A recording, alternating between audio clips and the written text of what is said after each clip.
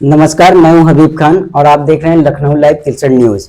आज हमारे साथ एक ऐसी शख्सियत है जिन्होंने अपनी मेहनत और काबिलियत से न सिर्फ बिजनेस की दुनिया में एक बड़ा मुकाम हासिल किया है, बल्कि सामाजिक और राजनीतिक तौर पर भी लोगों के बीच अपनी एक गहरी पहचान बनाई है। शहर के मशहूर उद्योगपति, पूर्व विधानसभा प्रत्याशी तथा समाजवादी पार्टी के वरिष्ठ नेता मोहम्मद परवेज खान जी, जो आज हमारे कार्यक्रम में हमारे साथ है। परवेज खान जी, बहुत बहुत स्वागत है आपका हमारे इस शो पर। Thank you so much. Parvez ji, एक सफल उद्योगपति के रूप में मिर्जापुर की अर्थव्यवस्था में आपका योगदान रहा है। व्यवसाय की ऊंचाइयों को छोड़कर राजनीति और जन सेवा के कठिन रास्ते को चुनने के पीछे आपकी क्या प्रेरणा रही है? देखिए, जहाँ तक सवाल बिजनेस का है या मिर्ज़ापुर के विकास का है, मैंने कारपेट मैन्युफैक्चरिंग में अपना काम शुरू किया और ग्रास रूट से काम शुरू किया। मैंने एक लूम से अपने बिजनेस को स्टार्ट किया और हमारी हमेशा ये इच्छा रही है कि हम अपने शहर को और अपने जनपद का नाम विश्व पटल पे रोशन करें। जैसा कि आपको पता है कि मिर्ज़ापुर और भदोही का जो कारपेट उद्योग है वो बहुत बड़ा है, पूरी दुनिया में इसका नाम है। और हम लोग जो भी कारपेट बनाते हैं, दरीज बनाते हैं, वो एक्सपोर्ट करते हैं जी। तो अमेरिका, यूरोप और तमाम कंट्री में हमारा माल जाता है और उससे क्या होता है, हमारे शहर का नाम होता है और हम फॉरेन करेंसी लाते हैं, उससे हमारे देश का भी विकास होता है। उसके साथ साथ हम अपने बिजनेस में तमाम लोगों को रोजगार दिया है। आपको पता है कि हैंडमेड कारपेट है। हैंडमेड कारपेट में भले ही हम गवर्नमेंट का बहुत फॉरेन करेंसी नहीं ला पाते होंगे, लेकिन इसमें बहुत से लोगों को नौकरी मिली है। पूरा परिवार इसमें काम करता है। तो मुझे बेहद खुशी होती है कि जिस बिजनेस को मैं करता हूँ उसमें ज़्यादा से ज़्यादा लोगों को रोजगार मिलता है जी। दूसरी चीज़, मेरे जहन में हमेशा ये बात रही है कि आप बिजनेस करते हैं, नौकरी करते हैं, जो भी करते हैं अपने परिवार के लिए करते हैं। ठीक है, हम टैक्स देते हैं, हम देश के लिए भी अपना पूरा योगदान देते हैं, लेकिन समाज के लिए हम क्या कर सकते हैं? ये हम एक काम करके अपने परिवार को आगे बढ़ाते हैं, लेकिन पॉलिटिक्स में आकर के समाज के लिए ही कुछ किया जा सकता है। इसलिए मैं समाज सेवा भी करता रहा हूँ। मैं रोटरी का प्रेसिडेंट रहा, असिस्टेंट गवर्नर रहा, तमाम कई ऐसी संस्थाएं रहीं जिसके साथ रह करके मैंने समाज में बहुत काम किया है और निरंतर करता रहता हूँ। तो मुझे ये लगा कि भाई राजनीति में बगैर आए हम अपने मिर्ज़ापुर शहर का विकास नहीं कर सकते, अपने मिर्ज़ापुर डिस्ट्रिक्ट का विकास नहीं कर सकते। इसलिए मैंने राजनीति में कदम रखा और मेरा मकसद बहुत साफ है कि मैं अपने शहर मिर्ज़ापुर को आगे देखना चाहता हूँ, साफ सुथरा देखना चाहता हूँ, तरक्की देखना चाहता हूँ। क्योंकि एक ज़माना था कि मिर्ज़ापुर डिस्ट्रिक्ट जो है वो हिंदुस्तान के 10 डेवलप शहरों में आता था और मैं समझता हूँ कि आज उत्तर प्रदेश के किसी उसमें उसका कोई नाम नहीं है, क्योंकि यहाँ डेवलपमेंट नहीं हुआ। तो मेरे अंदर एक पीड़ा है कि जिस दिन मैं यहाँ का कोई पद मुझे मिला, मैं विधायक बना या कुछ भी बना, तो मैं मिर्ज़ापुर शहर के लिए बहुत कुछ करना चाहता हूँ। मेरे पास बहुत रोड प्लान है जी। जैसा कि आपने कहा कि मिर्जापुर की अपनी एक विशिष्ट पहचान रही है, एक समाज सेवी के तौर पे आप आने वाले वर्षों में मिर्जापुर की शिक्षा और स्वास्थ्य सुविधाओं में किस प्रकार के सकारात्मक बदलाव को देखना चाहते हैं? देखिए, हमारे यहाँ स्वास्थ्य की समस्या तो बहुत बड़ी रही है, बहुत बड़ी रही है। मैं समझता हूँ कि अगर कहीं किसी को कोई मेजर प्रॉब्लम होती है तो उसे बनारस या इलाहाबाद जाना होता है जी। धीरे धीरे यहाँ पे काम तो हो रहे हैं, मेडिकल कॉलेज भी खोला गया, यहाँ पे जो मंडलीय अस्पताल है उसमें भी सुविधाएं बढ़ाई जा रही हैं, लेकिन जितना अभी काम होना चाहिए अभी शायद उतना हो नहीं पा रहा है और उतना हो सकता हो आगे चल करके हो जाए। तो मेरी ये सोच रही है कि यहाँ चिकित्सा का बेहतर इंतजाम होना चाहिए। एजुकेशन के मामले में अगर आप देखेंगे तो मिर्ज़ापुर में अगर प्राइवेट सेक्टर को छोड़ दिया जाए तो आज अगर ये जो प्राइवेट स्कूल है, कॉन्वेंट स्कूल है, अगर इनको छोड़ दिया जाए तो कोई अच्छे गुणवत्ता का एजुकेशन यहाँ पे नहीं है। और प्राइवेट में फीस और मेडिकल फीस और प्राइवेट में फीसेस बहुत ज्यादा है, और उसका भाई ज्यादातर वो इंटरमीडिएट तक ही है जी। तो आदमी को ग्रेजुएशन करना है या टेक्निकल कोई एजुकेशन हासिल करना है तो उसे बाहर जाना पड़ता है। तो मेरी ये सोच रही है कि अगर हमें मौका मिला तो मैं कोशिश करूंगा कि हमारे मिर्जापुर शहर में ही, हमारे मिर्जापुर डिस्ट्रिक्ट में ही लोगों को मुकम्मल कंप्लीट एजुकेशन मिले, ऐसा व्यवस्था होना चाहिए। जी। आपने उद्योग जगत को बड़ी करीब से देखा है, आपके अनुसार मिर्जापुर के युवाओं के लिए जमीनी स्तर पर मिर्जापुर के युवाओं के लिए जमीनी स्तर पर रोजगार के नए अवसर पैदा करने के लिए कौन से ऐसे ठोस कदम उठाने चाहिए कि उनको बाहर जाना ना पड़े? देखिए, बहुत साफ बात है कि गवर्नमेंट कितना जॉब दे सकती है, मैं तो नहीं समझता हूँ कि बहुत जॉब दे सकता है। तो ऐसे में हमें प्रोडक्शन सेंटर, प्रोडक्शन लाइन में जाना चाहिए, तमाम फैक्ट्रीज लगाना चाहिए, चाहे वो प्राइवेट हो, गवर्नमेंट की हो। हमारे पास बहुत स्पेस है, अगर आप देखें तो हमारे नेचर ने हमें बहुत कुछ दिया हुआ है। यहाँ पे उद्योग धंधे के साथ साथ पर्यटन को बहुत बढ़ावा दिया जा सकता है। अगर आप देखेंगे तो विंध्याचल मंदिर है, यहाँ पे बाबा कंती शरीफ का मजार है, गंगा जी शहर की तरफ से बहती हैं। तो अगर यहाँ पे खूबसूरत घाट हैं, उन तमाम घाटों को सजाया जाए तो जिस तरीके से बनारस में गंगा आरती होती है उस तरीके से यहाँ भी आरती हो, यहाँ भी एक माहौल बने, लोग बाहर से भी आए। तो पर्यटन क्षेत्र को अगर हम बढ़ावा देंगे तो बहुत से लोगों को यहाँ पे काम मिलेगा, बिजनेस मिलेगा। उसके साथ हमारे पहाड़ के ऊपर तमाम जगह है जहाँ फैक्ट्रीज लगाई जाए, तो कम से कम यहाँ के जो युवा हैं, जो पढ़े लिखे लोग हैं, उनको नौकरी मिल सकती है। तो इस पे काम होना चाहिए। मैं ये समझता हूँ कि मिर्जापुर शहर को बहुत आगे ले जाया जा सकता है, क्योंकि प्रकृति ने और यहाँ पे बहुत कुछ दिया हुआ है।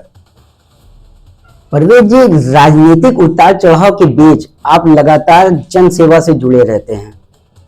आपकी जिंदगी का वो पल जिसने आपको ये अनुभव कराया है कि मेरे आपके द्वारा कोई ऐसा कार्य जो किसी गरीब के जिंदगी में वास्तविक बदलाव का कारण रहा हो? देखिए, पॉलिटिकल होने के नाते गांव-गांव गया हूं, हर मोहल्ले में जाने का मौका मिला है। मैंने देखा है कि आज जो हालत हमारे मिर्ज़ापुर डिस्ट्रिक्ट का है, ख़ास तौर से गांव में जिस तरीके से लोग ज़िंदगी बसर कर रहे हैं, मैं गांव क्या बल्कि शहर के तमाम गलियों में गया हूं, वो बहुत ही दर्दनाक है। आप यकीन माने कि मैंने इस चीज़ को महसूस किया है कि लोगों के पास इतना पैसा नहीं होता कि वो जिला अस्पताल आ सके। मैंने देखा है कि वो हैंडपम्प से पानी जो निकलता है उसमें कितना आर्सेनिक है, कितनी किस तरीके का है, उसको लोग पीने के लिए मजबूर हैं। उनके दरवाजे तक खड़ंजा नहीं है जी। मतलब हालत दयनीय है। गवर्नमेंट अगर 80,000 लोगों को, 80 करोड़ लोगों को खाना दे रही है, उनको अनाज दे रही है, तो जाहिर सी बात है लोग मुस्तहक हैं, उसके ज़रूरतमंद इसलिए दे रही है। तो उससे तो लोगों को कम से कम कुछ न कुछ तो राहत है, लेकिन ये परमानेंट तो है नहीं। तो इसका कुछ होना चाहिए। और जहाँ तक मेरा सवाल है, देखिए, ऐसे तमाम लोग हम लोगों के बीच में आते हैं, तमाम लोग से मुलाकात होती है जो थोड़े थोड़े पैसे के लिए परेशान होते हैं, उनका इलाज नहीं हो पाता, उनकी शादियां नहीं हो पाती, कई दिक्कतें आती हैं। तो अब उसमें किसी एक को रेखांकित करना मैं तो समझता ठीक नहीं है, लेकिन तमाम जरूरतमंदों को हमसे जो हो सकता है हम लोग करने का प्रयास करते हैं। और यकीन माने आप कि लोगों को चेहरे पे जब मुस्कान आती है या उनकी जो एक्सपेक्टेशन होती है अगर हम पूरा कर पाते हैं, तो मुझे उन्हें कितना सुकून मिलता है तो मुझे पता नहीं, लेकिन मुझे बहुत सुकून मिलता है। तो मैं तो हमेशा यही सोचता हूँ कि यार अगर लेनी है तो लोगों की दुआएं लो, कभी किसी की बद्दुआ मत लेना। तो मैं तो भाई बस एक ही चीज़ मान के चलता हूँ कि सबके पास सब कुछ है, जिसके पास कुछ नहीं है उसको उसके पास एक दुआ है, एक आशीर्वाद है। अगर वो इंसान हासिल कर ले तो वो जिंदगी का मकसद पूरा हो जाता है। एक कर्मठ व्यक्तित्व के रूप में आप मिर्जापुर की जनता के लिए किस तरीके की विरासत छोड़कर जाना चाहते हैं? देखिए, पॉलिटिक्स में आने का सिर्फ एक मकसद है मेरा, और कुछ भी मकसद नहीं है। एक दिन जाना सबको है, बस एक मकसद है कि मैं अपने शहर के लिए, अपने डिस्ट्रिक्ट के लिए ऐसा कुछ करके जाऊं कि लोग मुझे याद करें। थोड़ा उस रोड मैप को थोड़ा विस्तार से बताएंगे? ये जो भी चीजें हैं आज हमारे पास, सड़क की देखिए, हमारे शहर की जो हालत है क्या है, अगर आप देखिए तो सड़क की हालत देख लीजिए, वाटर ड्रेनेज की हालत देख लीजिए, बिजली के खंभों की हालत देख लीजिए।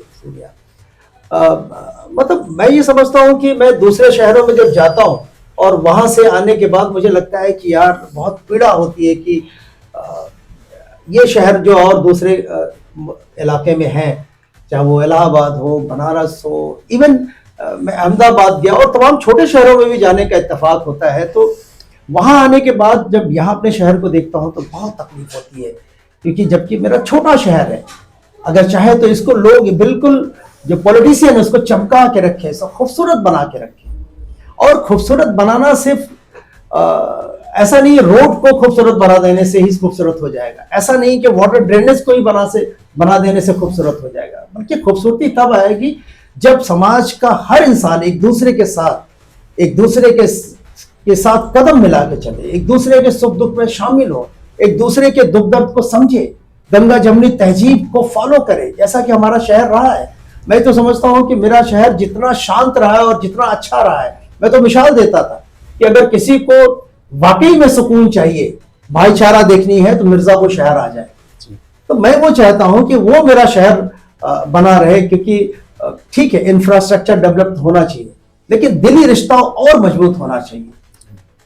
ये मेरी हमेशा से ख्वाहिश रही है कि हम सब मिलजुल करके अपने शहर का हर तरीके से विकास करें।